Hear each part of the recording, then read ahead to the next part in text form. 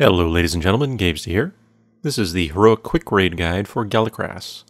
And if you'd like to check out any of the other videos for this fight, you can click at the bottom there on the annotations. So there's really only one change on Heroic, and that's the addition of the Demolitionist NPCs that will try to activate the towers, and the grunt that attacks them. So if you look on the top left of the screen, you can kind of see it there. Well, a moment ago you could anyway. These NPCs will try to open the tower, and the grunt will spawn about every minute and try to kill them. So you need one or two players in your raid that will watch the NPCs, keep them healthy, and kill the grunt. And every time the grunt spawns, you just kill it quickly, keep it off the NPCs as much as possible, and otherwise heal them up if they get kind of low health. So we just have one DPS or Shadow Priest in this case, and me as a healer, kind of watching those guys and keeping them healthy. The faster that you kill the grunts, keep the NPCs alive, the faster the tower will activate. So that's the only real change or addition on Heroic. But once you get that down, everything else plays out just like it does on normal difficulty. Now, one big factor or consideration is your positioning relative to the new spawns of waves that are coming down the path. If you want assistance and need extra DPS for Heroic, you want to stay well back when the new waves are coming in, generally behind the front lines of the NPCs, forcing the new waves to come toward you. Most of the mobs that you'll engage will be melee-based creatures, so with the exception of flame slingers and maybe shaman, everything will just run toward you. And if you get them close enough to the NPCs, they will engage as well, use flame strike and all that good stuff, and help you with DPS significantly. So make sure you stay back and avoid the temptation to move forward and engage them as soon as they appear. Now your group setup, just like normal, will need to be split such that you have a group of players that are able to go up the tower when it's open and kill all the NPCs up there and use the gun to shoot the drakes. Now in Heroic, you need enough DPS down below to deal with the waves of adds that are coming in before the next one spawns. However, you need enough DPS, of course, in the tower to kill the NPCs up there fast enough to then allow you to shoot the drakes down before they get out of control. So this balance is important. What we found worked best was to essentially have one extra DPS down below relative to your tower group. So you're going to have one healer, one tank up top, and then one or two DPS as well with the tower group. Depending on your raid composition down below, you essentially want an extra player, so meaning 6 or 7 players down below, with the remaining 3 or 4 up in the tower. Now, probably the most dangerous mechanic on this fight on Heroic is Drakefire. So once the tower becomes activated and you can actually go up it, drakes that are flying around will start spewing Drakefire on the raid.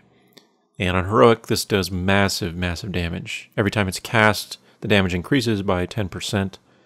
And because it's targeted on random raid members, the potential for spike damage is extremely high as the phase progresses before you clear the tower and start shooting the drakes down.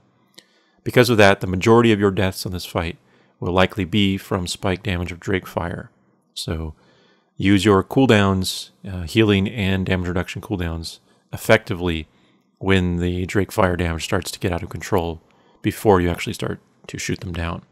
And if you can survive that, then the gun will be able to shoot the drakes down and you can repeat the process in the next tower, and so on. Now for your tower team, you'll need to decide whether you're going to go up the tower before the Demolisher spawns or afterward. And in this video, we're doing it after the Demolisher, but we also, in recent weeks, switched to doing it before the Demolisher as well to see what the difference was. And there are pros and cons to each. If you go up after the Demolisher, which is probably the standard method, you simply wait for the Demolisher to spawn down below, which is about 20 seconds after the tower is activated, kill it off quickly, and then you can head up. The advantage, of course, is that the Demolisher will not stun players within the tower, and therefore it makes it much easier to dodge the cone attacks from the lieutenants that are up top. The downside is that this delays the time it takes for the tower to basically be cleared of NPCs and allow you to kill the drakes. So the damage down below from Drakefire will be significantly higher. So you need to experiment with this and your raid and decide which method works best for you. Basically, it's a trade-off between more Drakefire damage down below, but less potential for the tower group to get killed or knocked off, or vice versa.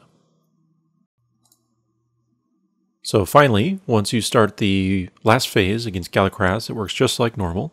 So she'll shoot fireballs at random raid members. These need to pass through other raid members to reduce the damage of the explosion, but it also applies a stacking dot. So the best method we found to deal with this is to basically set up a triangle formation. So you can see the blue is the front point, and then you split the raid evenly into the back right and back left points. So we have purple in the back right, green in the back left. Now, what's a common strategy, which we found does not work very reliably, is to simply have players, when they're targeted by the fireball, move behind their current position and wait for it to explode. The problem is this relies too much on randomness. If the explosion occurs back and forth between the groups in sort of a random pattern, it will not allow the stacks to reset on the raid members, and therefore the damage can be very high. So instead, you can use this basic triangle setup, but force the stacks to reset. You do this simply by alternating the back position that players move to every third cast.